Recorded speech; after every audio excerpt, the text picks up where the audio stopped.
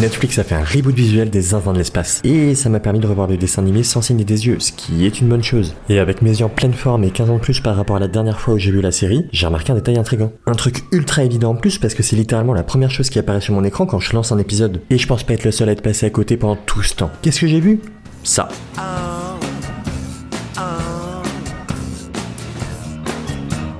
Ok. Vous êtes sûrement passé à côté, du coup je vous arrête sur la bonne image cette fois, je suis sympa. Je sais, il semblerait qu'il n'y ait rien, pourtant est-ce que vous avez pas une question par rapport à cette image ? Ok, je vais vous donner un autre indice parce qu'il semblerait que vous ayez pas le même cerveau ultra malade que le mien qui suranalyse absolument tout.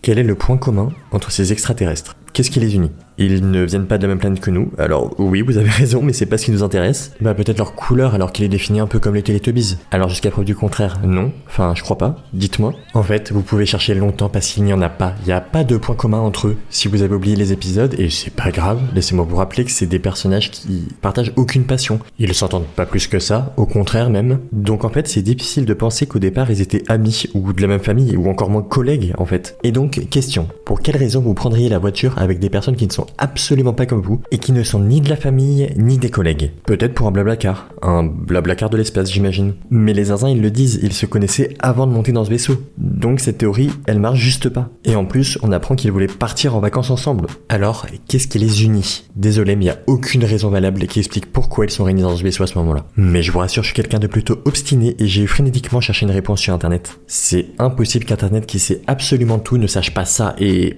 rien. C'est pas que j'ai trouvé des réponses peu convaincantes, c'est que j'ai rien trouvé. Une personne saine d'esprit l'aurait sûrement laissé tomber parce qu'au fond on s'en fout. Le dessin animé il est bien et c'est tout ce qui compte. Mais je suis pas sain d'esprit visiblement et j'ai cherché encore plus loin. Trop loin peut-être même. Si vous êtes encore là alors bienvenue à bord, on va découvrir un peu plus de choses sur ce dessin animé qu'on a adoré. Quand on veut comprendre un truc sur une œuvre, je pense pas me tromper en disant que la première chose à faire c'est de regarder cette œuvre. Est-ce que vous avez déjà regardé le résumé Wikipédia d'un livre au lycée au lieu de le lire? Déjà c'est pas bien. Et dans la quasi-totalité des cas, le prof il va nous poser une question à laquelle on peut répondre que si on connaît parfaitement le bouquin. Et dans notre cas, ce bouquin, enfin cette série, on doit la connaître extrêmement bien pour avoir une réponse parce que oui, elle est sous nos yeux, mais il faut venir la chercher. Alors, commençons.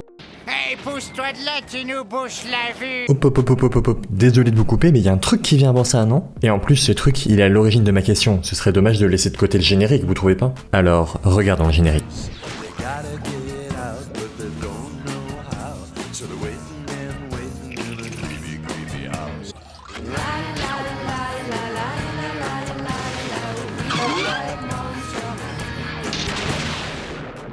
Ok, est-ce que maintenant que vous êtes un public averti, il n'y a pas un truc qui vous frappe? Si c'est pas le cas, encore une fois, c'est pas grave. Moi, quand même, j'ai un problème avec la musique. Non pas qu'elle soit nulle, elle est géniale, vraiment très bien. Et en même temps, c'est Iggy Pop qui l'a faite, donc c'est pas étonnant. Il en a pas besoin, mais allez voir ce que fait ce mec. Le problème, encore une fois, selon moi, c'est qu'il nous chante quelque chose d'étonnamment rock. Rock et aussi un peu joyeux. Alors qu'en vrai, on nous montre quelque chose de très triste. Les zinzins, ils viennent de se cracher sur Terre, ils sont littéralement à l'autre bout de la galaxie, et ils bourlinguent de refuge en refuge, comme ça, sans vraiment savoir s'ils vont trouver un toit. Je ne connais pas votre définition du bonheur, mais moi, ça me paraît pas joyeux du tout ça, au contraire. Et ce décalage, il a pour le moment pas de vraie réponse, pas de vraie raison d'exister, à mes yeux en tout cas. Enfin, je vous rassure, pour le moment. Peut-être qu'il y en a parmi vous qui m'écoutez, des gens qui ont un cerveau monstrueux et qui ont déjà commencé à analyser le générique et à trouver des réponses à tout ça. Et si c'est pas le cas, il n'y a pas de honte, on va trouver des réponses ensemble et vous aurez mon interprétation plus tard. De toute façon, notre quête principale, je vous le rappelle, c'est de savoir pourquoi ils étaient ensemble dans le vaisseau. Ce sera une quête un peu annexe celle-ci. On la met de côté pour le moment. Bon, j'arrête de vous faire patienter, on passe au premier épisode.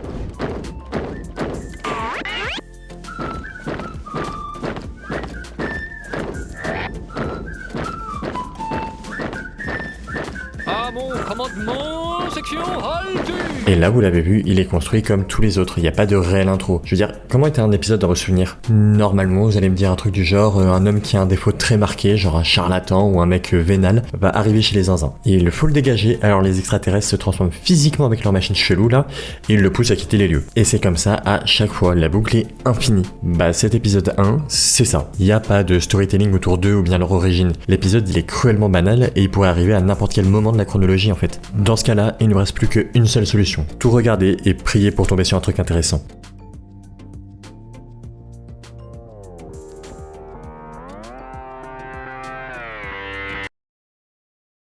Si on veut vraiment quelques réponses, il faut aller au milieu de la série, et là on a une histoire en 2 parties en plus qui nous est racontée. Alors, pourquoi elle arrive que maintenant de manière aussi arbitraire? Aucune idée, mais écoutez, qu'est-ce qu'elle nous raconte? Je vous le dis tout de suite, dedans il n'y a pas l'avis des zinzins sur leur planète, et il n'y a pas non plus d'explications claires et détaillées sur ce qu'ils foutent ensemble. En fait, il y a presque rien, vous allez être tellement déçus. Tout ce qu'on voit dans l'épisode, c'est une copie de générique en fait. Là, je commence à perdre un peu espoir. C'est quoi cette fraude? Ah, si, on apprend quand même qu'ils s'écrasent dans une décharge et pas dans un champ avec des vaches.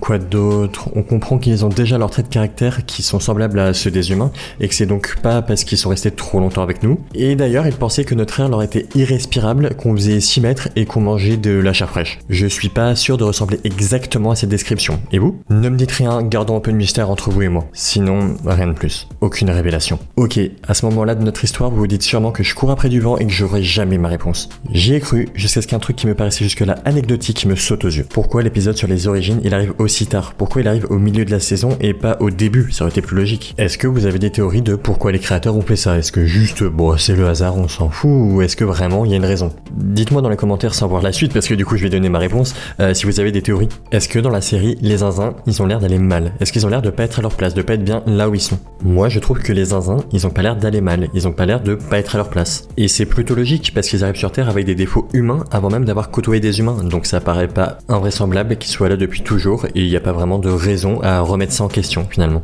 Ok, imaginons un champ dans lequel un arbre a poussé. Vous savez que normalement il ne pousse pas là, c'est pas sa région, mais il y a tellement de variétés qui lui ressemblent autour et qui poussent ici naturellement que ça vous paraît pas illogique qu'ils soient là. Bah les zinzins, c'est un peu ça je trouve. Et ce qui accentue aussi fortement l'impression qu'on a qu'ils sont à leur place, c'est leur appétence pour notre technologie et notre manière de vivre. Par exemple, ils vont très vite découvrir la télé, ils vont découvrir le frigo ou l'aspirateur, et ils vont adorer ça, ils vont vivre exactement comme des humains. En bref, on a l'impression que l'essence qui fait qu'on est fondamentalement des humains, bah elle se retrouve aussi dans ces extraterrestres. Ok, vous voulez des preuves, vous n'acceptez pas de ressembler à ces trucs chelous, c'est pas bien de juger, mais ok, je vous donne ça. Je pense que tout le monde est d'accord pour dire qu'on se caractérise en tant qu'humain par nos défauts et nos émotions. Si on prend une machine, c'est à peu près tout ce qui nous distingue vraiment d'elle en ce moment. Et bah regardons si les zinzins ont des défauts ou des émotions, tout simplement. Ok, on va commencer par Bud et je vais ruiner une partie de votre enfance. Vous êtes prévenus, si vous restez, c'est de votre faute. Bud, il est tout mou et accro à la télé. Mais pas seulement la télé, parce qu'il est orange et la Orange Bud, bah c'est une variété de cannabis en fait. Si on ajoute à ça qu'il a tout le temps l'air stone et qu'il a les yeux injectés de sang, ouais la référence est plutôt frappante. Mais à part ça, il a des émotions, on le voit dans d'autres épisodes, il pleure, il va rigoler,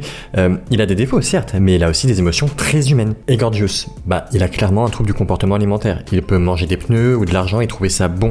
Et très souvent il se met en colère, tel comme un humain, vraiment comme un humain. C'est ces deux trucs là qui le caractérisent le plus. Et on pourrait vraiment parler comme ça de n'importe qui. Candy? Ok, on parle de Candy. Il a des troubles compulsifs du rangement et du nettoyage, et à la moindre critique, il éclate en sanglots, parce qu'il a pas du tout confiance en lui. Qui pouvait prédire qu'un alien à l'autre bout de la galaxie aurait des problèmes de confiance en lui aussi? Passons à Ethno, notre chat Ethno. Il a totalement un complexe de supériorité et il se sent vivre grâce au fait que les autres aient besoin de lui. Il a totalement besoin de leur validation finalement. Et le rouge et la stéréo, il a un dédoublement de la personnalité. Le moins qu'on puisse dire, c'est que ça se voit plutôt facilement. Et du coup, c'est même trop facile. Il est pas intéressant et c'est pour ça qu'il va être supprimé dans la saison d'après. Posons-nous 5 secondes. Que dirait un parfait inconnu si vous rencontrez pour la première fois? Bah, il vous décrirait sûrement par vos émotions, par comment vous avez réagi, par vos défauts. Et vous voyez, je pense que le générique devient joyeux quand ils arrivent sur Terre, les zinzins, parce qu'ils ont trouvé leur place, un endroit où tout le monde leur ressemble, et quel meilleur endroit pour accueillir des mecs imparfaits qu'un endroit qui est lui aussi imparfait. C'est bien tout ça, mais est-ce que ça peut nous servir à répondre à notre grande question? Pourquoi est-ce qu'ils sont ensemble dans ce vaisseau au juste? Et bah je crois qu'on a toutes les pièces du puzzle. Et que chez vous, vous pouvez aussi répondre à la question, vous avez tous les éléments devant vous. Parce qu'en fait, on a trouvé un point commun entre nous et les zinzins, à savoir qu'on a des défauts et des émotions, mais du coup on a aussi trouvé un point commun entre tous les zinzins. Peut-être que ça fait sens et peut-être que ça devient aussi compliqué, je me rends pas trop compte, mais vous inquiétez pas, je vais vous expliquer ça. Qu'est-ce que nous, simplement, on fait quand on va pas bien? Alors, on fait presque tous des choses différentes, mais il y en a certains qui se réunissent en groupe pour pouvoir libérer la parole, parler de ce qui ne va pas, justement, et ça permet d'extérioriser et de se sentir compris, donc c'est vraiment une bonne chose. Il y en a qui extériorisent en faisant du yoga du rire ou d'autres trucs. Je vous mets un extrait? Non, allez, je vous épargne ça, je vous épargne l'extrait. C'est des sortes de groupes de parole thérapeutiques, finalement. Et est-ce que c'est possible que des mecs qui nous ressemblent beaucoup, mais qui habitent extrêmement loin, puissent avoir la même chose, ou quelque chose qui ressemble? Et bah moi, je pense simplement que oui, c'est possible, et c'est même probable.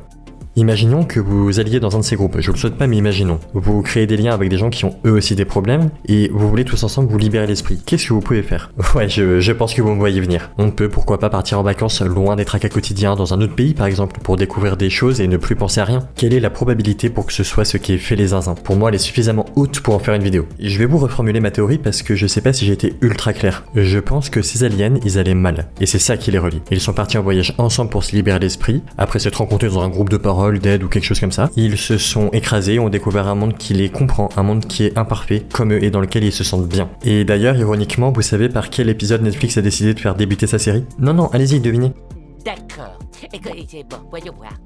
C'était il y a bien longtemps, il y a 317 ans, sur la très lointaine planète Zircon. Si ça vous suffit toujours pas, alors je vais vous parler de la fin de la série. Attention, je vais spoil, mais il y a un moment où vous aviez le temps de vous mettre à jour aussi. Les zinzins finissent par rentrer chez eux, bravo, mais il y a un problème. Tous les humains qui ont malencontreusement fini par décoller dans les vaisseaux d'Ethno, bah ils sont là. Ils prennent en chasse les zinzins et ces derniers sont obligés de retourner dans leur engin. Et on apprend que tous les vaisseaux ne peuvent faire qu'un seul chemin, de la Terre à leur planète ou de leur planète à la Terre. Et je vous pose la question, quel est l'intérêt d'avoir fait ça? Moi je pense qu'ils savaient pertinemment que les humains étaient sur leur planète. Parce que tous les vaisseaux sont faits pour aller là-bas, donc ils peuvent pas être ailleurs. Je pense que c'était pour eux une manière déguisée de trouver une raison à pourquoi retourner sur Terre et y vivre. Parce que c'est là-bas qu'ils se sentent eux-mêmes finalement. Il y en a qui vont sûrement penser que mes théories elles sont idiotes ou infondées et vous avez peut-être raison. Mon but ici c'est simplement de faire en sorte que vous puissiez vous replonger dans vos souvenirs d'enfance et les voir autrement. Je veux pas détruire ces souvenirs, je veux vous faire découvrir un chef-d'œuvre que vous avez pourtant déjà vu. Quoi qu'il en soit, cette série me ramènera toujours à des bons souvenirs et je continuerai de penser qu'elle veut me dire que peu importe mes défauts et d'où je viens, il y a forcément une place pour moi dans l'univers avec des gens qui me ressemblent.